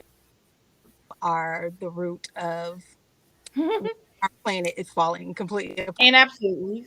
Well, and, you know, You sure are. true. I feel like with vasectomies, I do think that there needs to be more conversation centered around that being a viable option as birth control, because usually it's on the woman to provide the birth control, especially like, you know, major birth control like vasectomy or like, you know, pills or whatever.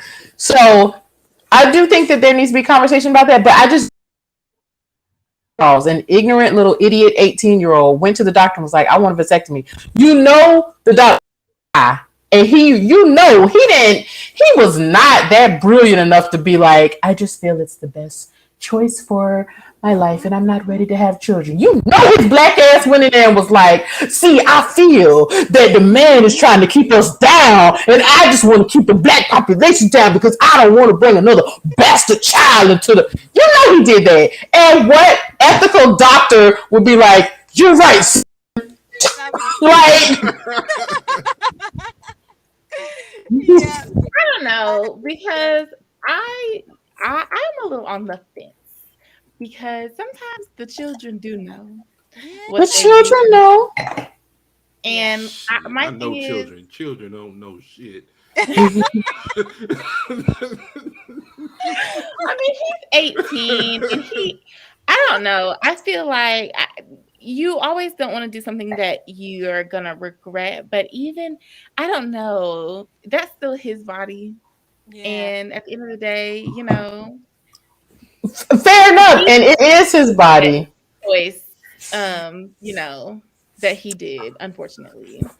But you know, but I do believe that people, even children, should have autonomy over their body. Fair enough. But this was the 70s. And if he would have went in there and said, well, I would like gender reassignment surgery, it would have been a hell no. Yeah. Like, so I don't think that doctor did that because he was supporting agency for a black body. I think he did that because he was like, you're right. Yes, let's slow down all these little Negro babies. So But I'm with you there though. I'm on the fence about it.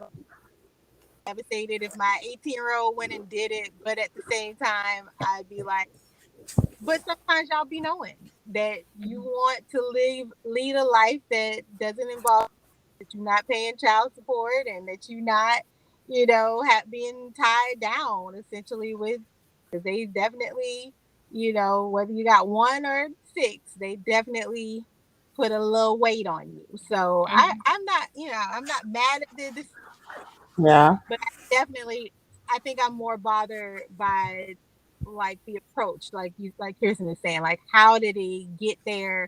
How did he not sure that he was doing this? And Because he did it out of anger. Like yeah, I don't feel like I don't know about maybe his inner thoughts. Maybe it was a long decision that he made, but I don't think so. He did it like out of anger. And I guess I don't know, maybe I'm just bothered by it because like I just well is well, cause I know like if a woman wanted to get her tubes tied, like women still struggle to get their tubes tied today. Like some of them, like some doctors won't do it without their husband's permission, or if they don't have any children, that's a no no. Or if it's their first child, it's a struggle. Like yeah. it's Well, just it's still that I don't know, because I've definitely been seeing like a lot of women in their early 20s who don't have kids, who are in college, who and sharing their experience with getting their tubes out, or even having like complete hysterectomies and things. So it's like, you know, and But it's it not. feels like they have to jump through hoops to get it done, though. Like I know it's possible, but They probably. I'd be interested in statistics and like like how many people are going down that path now. But Yeah. it don't surprise me, having grown up in the household that he grew up in.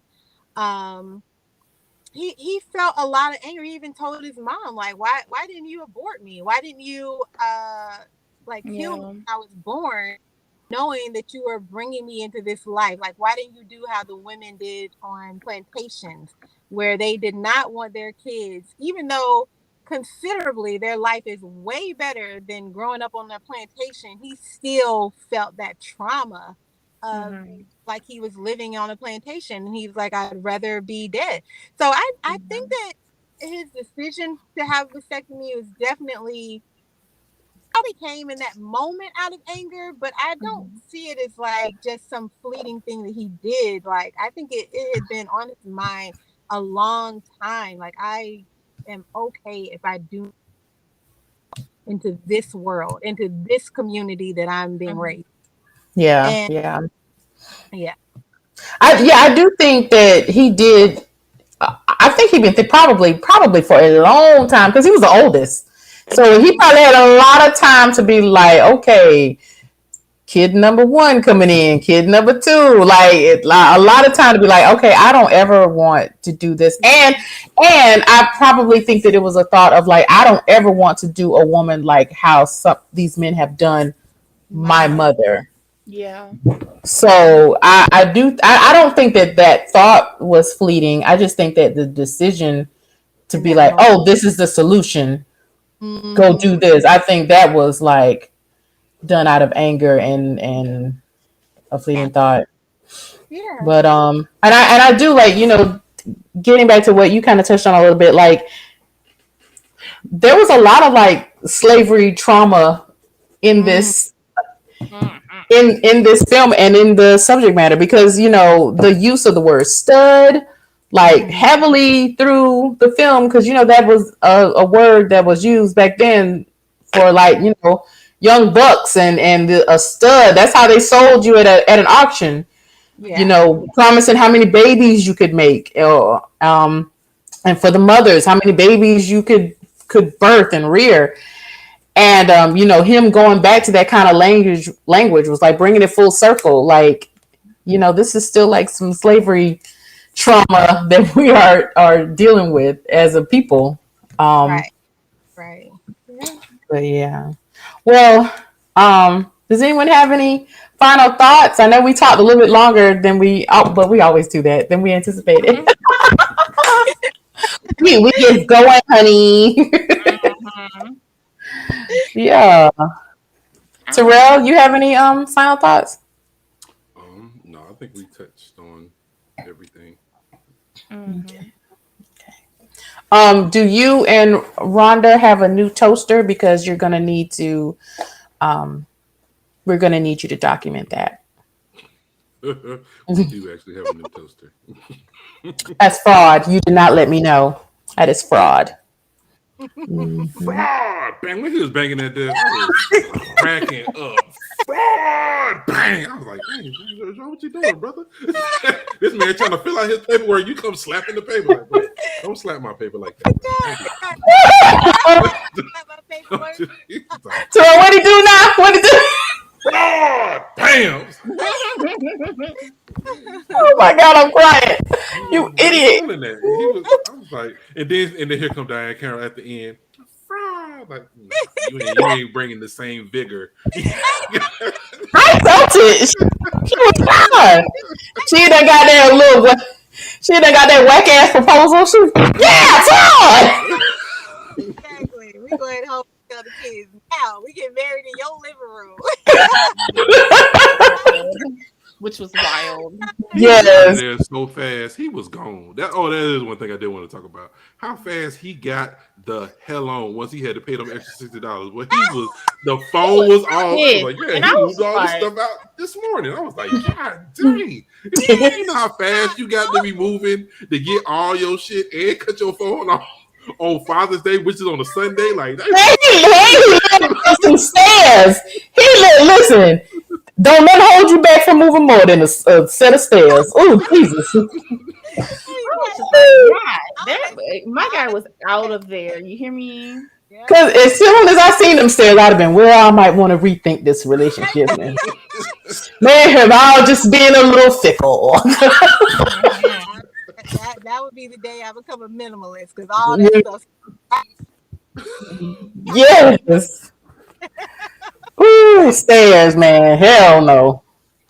But Well, it goes to show, like, take away from the film, but how, frustrating it is, even for fathers who are like trying to do their best. Yeah. And it's still like, here is the government saying, it's hard. Probably, I don't know. We don't know why he wasn't going to see his kids, but it could have been a financial thing. Like, I'm already here. Sure. New York, one of the most expensive states in the country, even at that time. His children are all in the South or whatever. And now, like, you want to take more from me to, so in their mind, or in his mind, it's just like, there's no winning. Like, there's no getting around. Even when you're doing your best, it's not enough. And it was very in correlation with what Claudine is going through. No matter how much she gave them kids, the community, society is still going to view them as nobodies. They're still going to view them as bad as hell, whatever. And so, yeah, I can see both of them. Like, I think they both spoke in many ways about just wanting to run away and be invisible, and nobody could see what they have and don't have. And Yeah. Yeah. Kayla, you got any final thoughts? No, I think I covered everything I really wanted to talk about here. Okay. Again, still don't like the movie. Yeah, still don't like it, but it was still. I do think we talked, like, the discussion that we had about it is good, and like, Yeah, I guess my final thought is, I guess it is one of those movies where good to me, and I love it. I feel like that movie is such a vibe. Like, it's just the whole 70s and just the music. It's, to me, the movie is just a vibe, but it's not necessarily like, oh, it's such a good movie or whatever. But it's more like it encourages like a lot of discussion, and there's a lot of themes that are touched on that, like, to me, the movie is like, even the themes and stuff is just like even bigger than the movie. Like, you could take away a lot. I think that's it. Yeah, I think it prompts a lot of necessary discussions. But let's go into best, worst, and weirdest, so we can wrap this up. Shelly, you want to go first? Best, worst, weirdest? I'm sorry, the phone, it went out. Oh, that's fine. Best, worst, weirdest. Best, worst, weirdest. The best, I would say, for me is Diahann Carroll, just giving face, all natural and black and beautiful. Actually, all of them. Okay, and I'm gonna put in there the back shots of James Earl Jones. They were. I'll lump them together as the best. Look, man, that camera work when he was naked and it kept catching him cover his little junk. Like, that cameraman is really working overtime. I always forget. He's in a really old film. He plays a boxer. I want to say like he fights a Caucasian boxer, and like everyone's kind of rooting for the white guy, but like that. And so I always forget that there was a time where he was like a, glamorous, like sexy movie star, and the film is in black and white, that one where he's a boxer, but you still get like all his beautiful blackness in it. And okay, so my worst would definitely be I don't know what I guess my worst is that interaction between Claudine and Patrice, where she finds out that she's pregnant. I definitely think that she would have given her a little bit more comfort and stayed with her gentle parenting because she needed that more than anything than a beating with a brush. And then the weirdest would be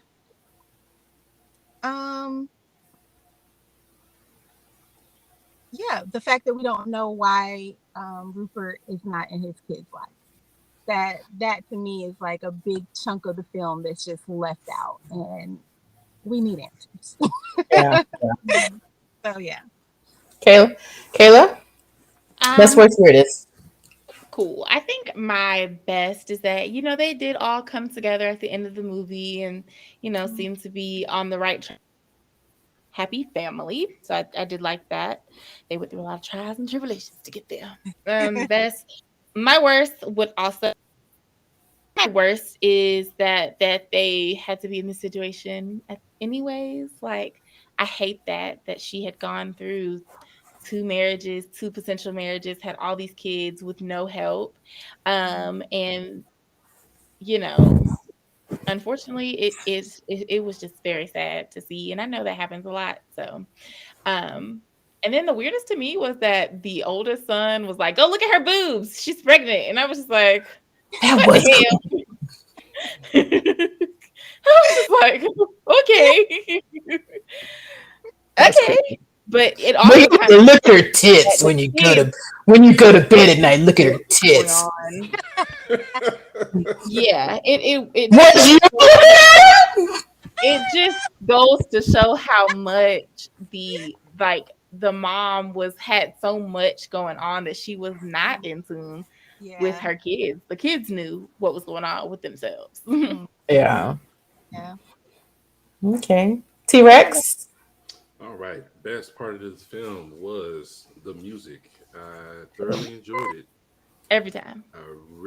They made sure it was on and it was on repeat. Yeah. So that was probably what I liked about the film the most. But that's how I was basically introduced to the film in the first place. So that's probably why I like that part of it. The worst part of the film would have been. Let me see. I had it, then I lost it. I had to make one up. The worst part of the film was probably. I don't know. I know what y'all was saying about the ending, but that ending was like real, like Tom and Jerry running around trying to get stuff. I was like, why would you run home? Like, run somewhere else. Y'all ain't got nowhere else to run. Y'all know it was a wedding going on. Y'all up here trying to protest, and then the wedding going on at the same time. Why y'all ain't come to the wedding and then go protest after the wedding? We all could have went in the reception. You just protested. And then that would have been the best thing to do. But then everybody could have got what they wanted. Y'all get to come to the wedding. We get to come to the protest. Yeah, y'all see why Terrell is not a wedding planner right now? Can we talk about just one thing that he could have done differently to probably have prevented them from coming in? Was close the door behind himself. You left the door open, so they could have ran past your apartment had you had closed the door.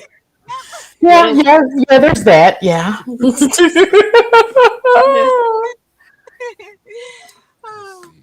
And the weird part of the film was the music. Like, they played it like they really. So it was the best and the weirdest. Yeah, it was weird because like they was like, man, what I'm gonna throw on?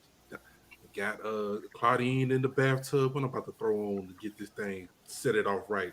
And then pulled out the record player, stacked them up because the record player was probably kind of old. Needle was a little thin, couldn't touch it right, so he had to double up the album to get it on there just right. And man, he throwing that Gladys in the Pimps. I was like, okay. And then at the party, as soon as that song went off, they was like, nah, we gonna run that back right now. I was like, dang, so y'all ain't even gonna go to the next track. Y'all just gonna play that one back right this second. Yeah, that was weird to me, where they just kept running it back immediately. And them hip bumps, I was like, now y'all don't know other moves. I was like, yeah, they ain't playing. Old girl in the back was getting it. She was like, I'm gonna be on this screen. Y'all go see me bumping. So, Idiots. Wow. Well, okay. For me, the best is the music, because it was. I feel like they took a lot of liberties as far as with the music that they could not have gotten away with it. They couldn't have gotten away with it if that music wasn't as good. Because Curtis Mayfield and Gladys Knight, they snapped on that soundtrack. It was good. Oh, it was real good. But you could tell some of the music was, well, all of it was made for the film, but some of it was like made for the scenes. Like, and I feel like that's also my weirdest too, because it was like when Rupert came back, like Gladys Knight was in the background, like, Claudine, you better not let him touch you. And I was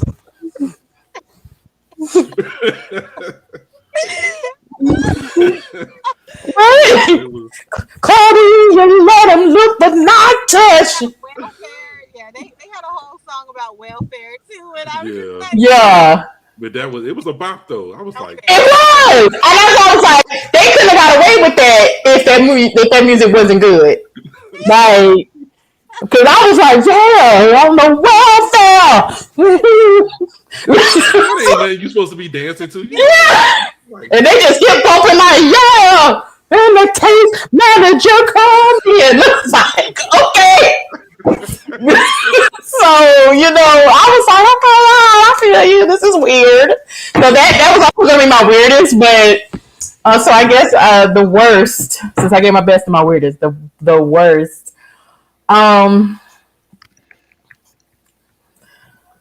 Poor Patrice. Like, golly, you could tell she was such a dummy, and she was out there about to have a little baby dummy. I'm sorry. Was I not supposed to? I'm sorry. Retract that from the record. I would like that stricken from the record. No, because she was like, the only thing, I ain't nothing, and I ain't gonna be nothing. And then when she was sitting at the table crying, like, W-E-B, the boys. So what are you talking about? Like, she asked you how you was gonna take care of your baby, and you naming black figures in history. What is wrong with you? Yeah. Super strange. Martin Luther King. Oh, okay. Why is like that? And then when the mom was like, yeah, luckily, you know, unfortunately, you ain't get knocked up by one of them. And then she said, you never cry. That was too funny. She was like, well, you ain't get knocked up by Frederick Douglass. I was dying. I was like, this is not Frederick Douglass. Yes, I was like, golly, I just really, my heart went out to Patrice because she was a dummy. Like, okay, Claudine might have had a bunch of kids, but and like, you know, was on welfare and in the ghetto and stuff. But you could, I don't know, it was almost kind of like her life could have been different. And not even necessarily without having the kids. Because I mean, like, you know, lots of people make it with kids, fine. But it was just like, she was so well-spoken. She seemed very smart. She was extremely attractive. Like, things just could have been very different from her. But it was like she was given a set of circumstances. And that was just her life. And I just felt like Patrice was a dummy. And about to give birth to a baby dummy, and she was, you know, knocked up by a dummy because that doula didn't seem too bright either. I know. We didn't even get to see him. I loved to have seen him in the scene, but what? Just picture a dummy, and I think you will see him. That's so funny. Cold-blooded. So, my best worst word is it's cocktails. Woo! Kayla, what character from this film are you having a cocktail with, and why? I'm definitely happy with dang, what's the main character name? Claudine? Claudine. Coincidentally, it's the name of the film, but yeah. Claudine, just because she probably needed, and I'm gonna try to talk her out of being with this man. I ain't like him. Okay. Yeah, because everybody know people was beat down her door with all them 6 kids she got. So yeah, there's plenty of options out there. Really? Get Lord. I'm just saying. Well, them babies said I don't eat much, and Patrice and Charles finna move out, so it's all good. Poor babies. Terrell, who you having a cocktail with, and why? Which character from the film are you having a cocktail with? Having a cocktail with Rupert's friend. Rupert's friend was he was a ride or die, man. He was. I don't know where Rupert at. Rupert, you hit my car. What's the problem? He was my given. My $60. Like, but you just crashed into my car, right? Just to let you know that, like, I understand you going through something right now, but you did just hit my car. So I'm gonna have a drink with him so we can, talk about what's going on with Rupert. Talk about the damages. I understand. Yeah, like, bro, we got to get your car fixed, bro. Right? Oh my God, Shelly, who you having a cocktail with? I am having a cocktail with. I'm having a cocktail with in the bar with the choir because I need to know why the choir is in the bar. Number one, and I need to know where his kids at and why he's not in their life. I need answers. Yes. So yeah, I think with Rupert, I think that I know we give him a lot of grief about the kids, but I think he was a cool guy and that he was unlearning a lot of things that he probably grew up with. So yeah. Agreed. First of all, I would totally go to that bar that had the choir in it. They was jamming. They were. It took me a minute to realize that they were not like actually in church, like they were in a bar. Well, as soon as I saw him sitting there drinking, I said, "No, I don't think they in church." Well, I would have a cocktail with one of them whores in Rupert apartment complex because they have all the tea, and I need to know who all Rupert be talking to, and I need to know if Rupert done mess with any of them, and I need to know what moving company Rupert used to move all that shit down them stairs because I know he didn't do it by himself. And church, man, so he was used to moving stuff now. Come on now, stairs changed the game. Stairs is at least a 2-day move. Yes, I would have with one of the working ladies, and I mean, what's the tea on old Roots? What's the tea? So that's what I'm having a cocktail with. So, Shelly, what you binging now? What you watching on TV? Me? Or Kayla, you take that. I'm not watching anything right now. I'm just, waiting on the last little bit of the new year. I got some blogs that I need to catch up on. So not watching anything too hard right now. I am waiting on the new Puss in Boots to come out though. Oh yes. Well, Terrell, what about you? Real quick, I don't know, what am I watching? I was watching Abbott Elementary, still watching Southside, and finished up the mid-season to 911 show. Oh, okay, yeah. Shelly? Oh, I'm sorry, I got kicked out. You want to share what you are binging now? What are you watching on TV? Or movies you're watching? I want to start the Wednesday. I kind of started it and then stopped about a week ago. But I don't know if you guys watched The Beauty and the Beast with her last week, but that was pretty awesome. I saw the ending. Like even Randall was impressed, and he was like, "Wow, he loves her." I guess that's his Have you seen cheap that pass. guitar? You have to see. Fender designed her guitar that she played on, and it was.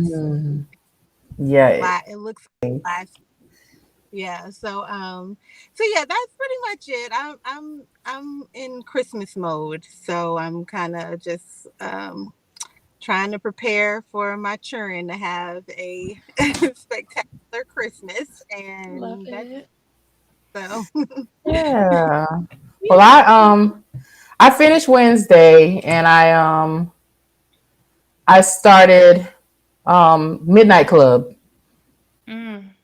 I think I. What you say, Troy? So Rhonda's watching that.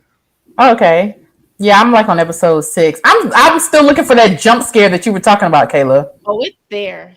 Which episode? Because I thought it was the second episode, and I was like, I don't remember what episode it was, but it's there.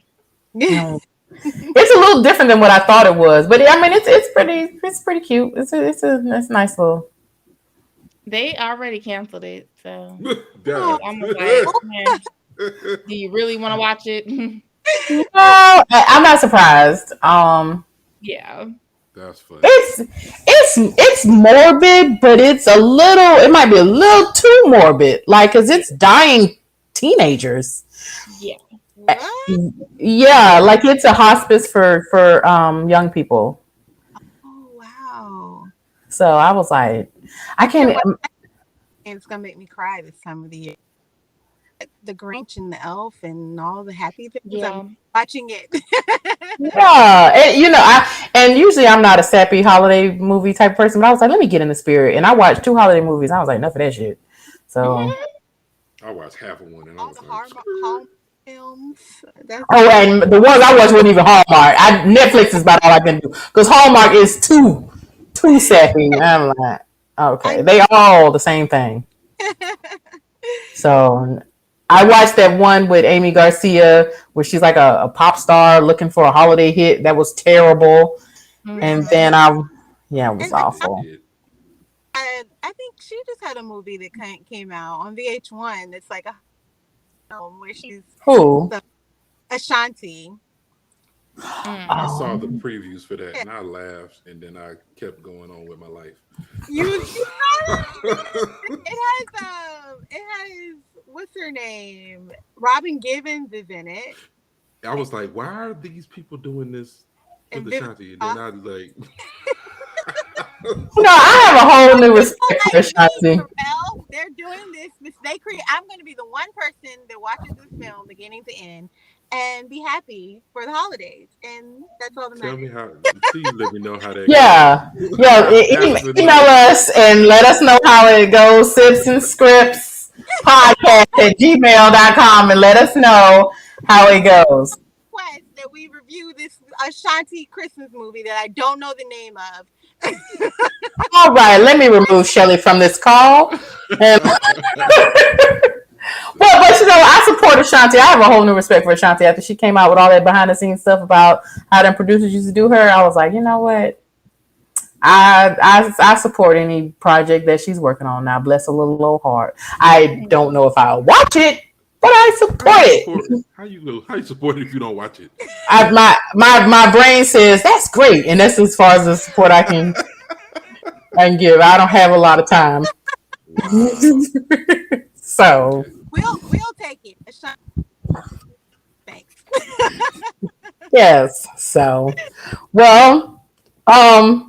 yeah. So that's all I'm watching now. I'm gonna finish Midnight Club, but like I was saying, I think it's a little too. I feel like for even like the sickest viewers, like that really like that morbid stuff, like dying teenagers is a lot. It's a lot. So, but yeah, we shall see. But yeah, that's our show. Shelly, thank you so much for joining us. It's always a pleasure. Yes. Yeah. I hope y'all have a Merry Christmas and Happy Thank Holidays. you. You too. You too. Yeah. Well, And same to everyone else. I think this Happy is our last holidays episode for to the the year. folks. Yep. yeah. So we won't see you guys for 2 weeks. We're taking Christmas off, and New Year's. So we will catch you in the new year with all new episodes and a brand new website, I think. Yay. Yeah, Okay. a brand new website. Yes. So, but thank you for supporting us. And the best way to support us is to share our little podcast with a friend. Word of mouth is always the best. And we'll see you in the new year. Terrell, you want to take us out? All right.